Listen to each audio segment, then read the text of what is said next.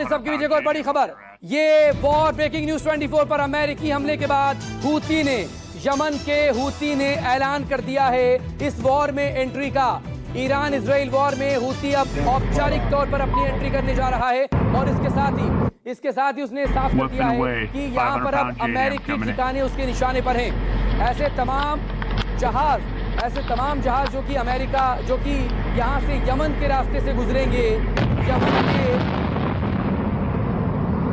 Yemen के अधिकार क्षेत्र से गुजरेंगे, वो हूती के निशाने पर। एक और वॉर ब्रेकिंग, ट्रंप कह रहे हैं कि ये शांति का समय है, हमने टारगेट अचीव कर लिया है, हमारा ये हमला सफल रहा, अब ये शांति का समय है, ईरान आए और समझौता करे। और ये वॉर रूम की तस्वीरें इस वक्त आप देखिए न्यूज 24 पर, जिसमें अमेरिकी राष्ट्रपति डोनाल्ड ट्रंप बैठे हुए हैं, उनके डेप्यूटी यानी कि वाइस प्रेसिडेंट जेडी वांस बैठे हुए हैं, अमेरिका के विदेश मंत्री मार्को रूबियो बैठे हुए हैं और उनके डिफेंस मंत्री बैठे हुए हैं। सुनवाते हैं आपको ट्रंप ने क्या कहा इस अटैक के बाद।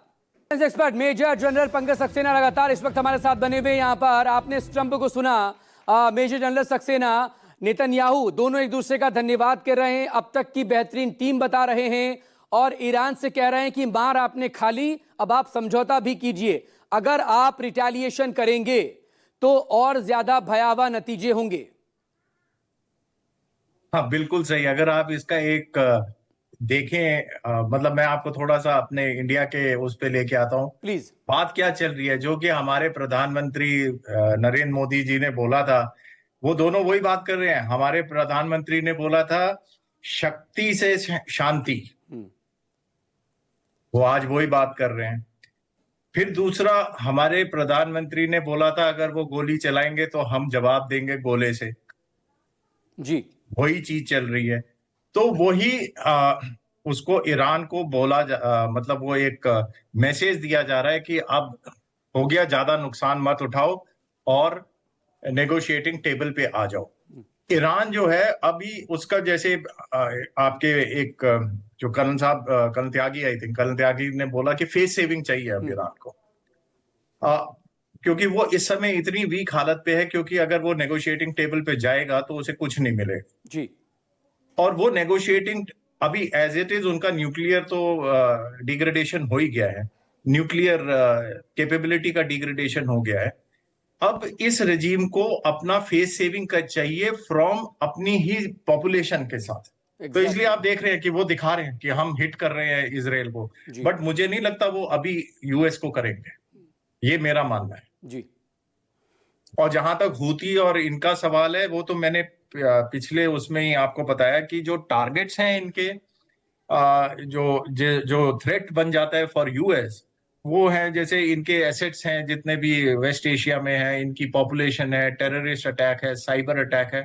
तो ईरान वो प्लान करेगा एंड आई एम श्योर कि यूएस एंड इजराइल उन दोनों का तोड़ सोच के बैठे होंगे। सबसे बड़ी इस समय जो मेरे को लगता है जो बात है जी, वो ये है कि जब ये खत्म होगा, एंड स्टेट क्या चाहिए, एंड स्टेट क्या डिसाइड किया है और एंड स्टेट को कैसे आगे बढ़ाना है, जहां पे यूएस बहुत कमजोर है।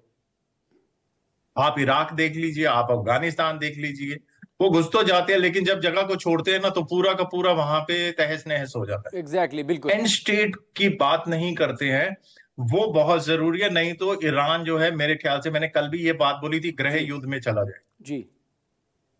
और करीब करीब आप चूंकि अफगानिस्तान का जिक्र कर रहे हैं मेजर जनरल सक्सेना, 20 साल तक लड़ने के बाद, अपने हजारों सैनिकों की शहादत के बाद अमेरिका को आखिरकार अपने उल्टे पांव लौटना पड़ा था, तालिबान से आखिर तक टिक नहीं पाया था। बहुत शुक्रिया आपका मेजर जनरल सक्सेना, आप प्लीज, बहुत शुक्रिया हमसे जुड़ने के लिए। इस सब के बीच एक वॉर ब्रेकिंग आपको बता देते हैं, बड़ी खबर इस वक्त न्यूज 24 पर आपके सामने। वॉर ब्रेकिंग क्या है? स्ट्रेट ऑफ हॉर्मुज जलमार्ग बंद करेगा ईरान, ये बहुत बड़ी खबर है, क्योंकि दरअसल स्ट्रेट ऑफ हॉर्मुज को लेकर ही ये अटकलें लगाई जा रही थी।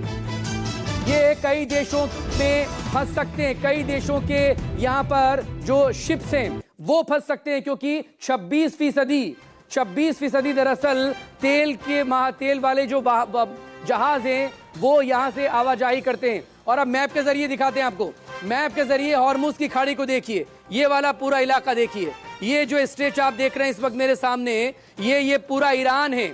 अब आप सोच रहे होंगे कि ओमान का भी कब्जा है इस पर तो यूएई का भी अधिकार क्षेत्र है, इस पर तो कुवैत और कतर भी हैं, लेकिन जो बड़ा हिस्सा है ये जो देख रहे हैं ना आप स्ट्रेट छोटा सा, यही दरअसल स्ट्रेट ऑफ हॉर्मूज कहलाता है। ये जहाज दरअसल यहीं से एंटर कर, गल्फ से जितना भी माल यहाँ से, या जिसे हम पर्शियन सी कहते हैं, पर्शियन सी हम जिसे कहते हैं, वो पूरा यहाँ से ही निकलेगा माल लेकर और यहाँ से बाहर जाएगा ये अरब सागर में, अरब महासागर में, ठीक है, यहां से जाएगा। और ये जो इलाका है ये पूरा 31 से लेकर 39 किलोमीटर का ये स्ट्रेच है, यही हॉर्मूज स्ट्रेट ऑफ हॉर्मूज कहलाता है। हर जहाज को यहीं से गुजरना पड़ेगा। और इसके बारे में एक जानकारी आपको ये भी दे दें कि दुनिया भर का करीब 26% जो क्रूड ऑयल है वो इसी के जरिए होकर गुजरता है, 26%। भारत के लिहाज से हम बात करें, भारत के लिहाज से अगर हम समझें, हाँ, भारत के लिहाज से हम समझें तो ये बताया जाता है कि हर जो चौथा जहाज है दिन भर में अगर 100 गुजरते हैं तो उसमें से एक भारत का होता है। ये देखें, बहरीन से अगर आप तेल लेकर आएंगे तो कहाँ जाएंगे? आपको यहीं से होकर गुजरते हुए ईरान के किनारे आपको इसी स्ट्रेट ऑफ हॉर्मूज से गुजर के यहाँ अरब सागर की तरफ आगे जाना होगा। आप कतर से कुछ भी लेकर चलते हैं ऑयल, क्रूड ऑयल, आपको यहीं से होकर गुजरना पड़ेगा। ये कुवैत है, यहाँ से आप गुजरेंगे तो इसी स्ट्रेट ऑफ हॉर्मूज से जाना पड़ेगा। ये जो कोना है यहाँ, ये यूएई है, यहाँ से कुछ जाएगा तो यहीं से होकर निकलेगा। यहाँ ओमान का ये इलाका आ गया, यानी कि Bahrain, Qatar, Kuwait, UAE, Oman और सऊदी अरेबिया इवन, ये पूरा जो ग्रीन आप हिस्सा देख रहे हैं सऊदी अरेबिया है। तो ये पूरा जो मिडिल ईस्ट का है, और मिडिल ईस्ट मतलब तेल के कुएं, तेल की खान, काला सोना जिसे कहते हैं, और जिसके ऊपर कोई भी देश ऐसा नहीं है कि जो बिना फ्यूल के चल पाए, उसकी कोई गाड़ी चल पाए या उसका कोई जहाज उड़ पाए। तो ये सब कुछ ज़्यादातर जो सप्लाई है वो यहीं से होती है, और इस सप्लाई को होकर गुजरना पड़ता है स्ट्रेट ऑफ हॉर्मूज से, जिसके बड़े इलाके पर, यानी कि सबसे ज़्यादा कब्जा ईरान का, ये पूरा मैप ईरान का है, सबसे ज़्यादा कब्जा ईरान का, और यहाँ से हर शिप को होकर गुजरना पड़ेगा। और ये जो स्ट्रेच आप देख रहे हैं ये 31 से लेकर 39 किलोमीटर लंबा है, ज़्यादा नहीं है। यानी कि ये ईरान की जो एक मजबूत जाती है उसका नेवल, उसकी नेवी, उसकी नौसेना, तो ये उसकी नेवी से टकराएगा, अगर बचने की कोशिश करेगा तो फिर भी वो जद में रहेगा उसके मिसाइल्स की, क्योंकि महज 31 से लेकर 39 किलोमीटर का ये पूरा स्ट्रेच है। तो आप ये समझ सकते हैं कि दरअसल है क्या। एक वॉर ब्रेकिंग आपको बता देते हैं आगे बढ़ने से पहले। वॉर ब्रेकिंग देखिए, क्या ईरान के विदेश मंत्री अब्बास अराक्ची ने अमेरिका को धमकी दी है, अमेरिकी हमलों के स्थायी परिणाम होंगे और ये उसे भुगतना होगा।